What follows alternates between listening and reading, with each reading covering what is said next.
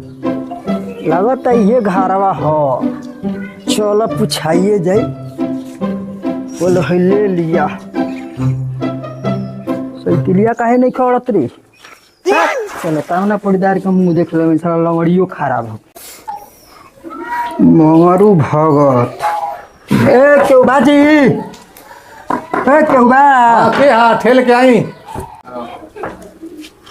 ए मंगरू भगत के घर ही है बाकाजी। हाँ तो का बात बा बोली। ए सुनी ना, वहाँ के लड़का के रेलवे के ज्वाइनिंग लेटर आइल बा। के का बा देखी। देखी ना है राउर हनु कि केगो और ए के तो बुझाते कि हमरा पर्दार के ह। पर्दार के हो। हाँ हाँ तब दी राउर तो बना हता ई काहे के ले। ना ना सुनी ना बैठी ना ये बैठी ना उधर से हाँ बात बोली बोली का बात बा बोली। देखी हमरा पर्दार के ह हाँ तो बहुत दिक्कत हो ठीक बा। दिक्कत का होई? 10 लाख रुपया बढ़ जाई दहेज, एगो गाड़ी बढ़ जाई और का दिक्कत? ना ना ना ना ये उड़न चाहत नहीं। ना ना ई हम चाहता नहीं हाँ। जे कुछ पैसा ले ली हाँ एक का फाड़ के हाँ रफा दफा कर ली तो पर्दार आगे हो जाई।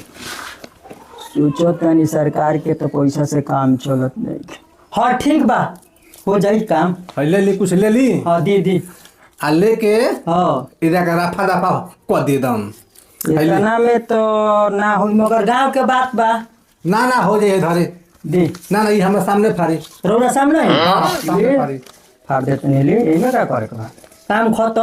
हाँ आ और कुछ कबो बढ़ा देम कि अगलो आई तो उन्हीं साफ हो जाई। ओना ही हाँ। कोनो टोला मोला का पर्दार के फार्म निकले हाँ। नौकरी चाकरी होके हाँ। सबके रफा दफा कर दो। राउर तो 8-10 घर पड़ीदार बा, तो सब जना के देख सब जना के सब तो जना बस के। खाली हमारे पहुंचत रहे के चाहिए। हाँ ठीक बा ठीक बा।